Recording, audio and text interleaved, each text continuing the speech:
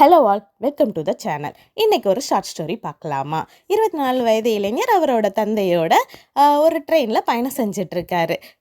ட்ரெயினில் ஜன்னல் வழியாக மரங்களில் பார்த்து ரசிச்சுட்டு இருந்த அந்த இளைஞர் அவங்க அப்பாட்ட அப்பா, நம்ம ட்ரெயின் போக போக மரங்கள் எல்லாம் பின்னாடி போகுதுப்பான்னு சொல்லி ரொம்ப சந்தோஷப்படுறாரு. இதை பார்த்த சக பயணிகள் எல்லாரும், இன்னும் 24 வயசு பையன் சின்ன குழந்தைய போல் நடந்துக்கிடுறாருன்னு சொல்லி யோசிக்கிறாங்க. அடுத்து கொஞ்ச நேரம் கழிச்சு அதே இளைஞர் அவங்க அப்பா கிட்ட அப்பா பாத்தீங்களா, ட்ரெயின் போக போக மேகங்கள் எல்லாம் நம்ம பின்னாடியே ஓடி வருதுப்பான்னு சொல்லி ரொம்ப சந்தோஷப்படுறாரு. இதை கேட்ட அவங்க அப்பாவும் ஆமாப்பா ஆமான்னு சொல்லி சந்தோஷப்படுறாங்க. இதை பார்த்த சக பயணிகள் மறுபடியும் என்ன குழந்தைய போல இவர் இப்படி நடந்துக்கிடுறாருன்னு சொல்லிட்டு அவங்க அப்பா கிட்ட போயிட்டு சொல்கிறேன்னு தப்பாக நினச்சிக்காதுங்க, நீங்கள் உங்கள் பையனை ஒரு நல்ல ஹாஸ்பிட்டலில் காட்டக்கூடாதான்னு கேட்குறாங்க.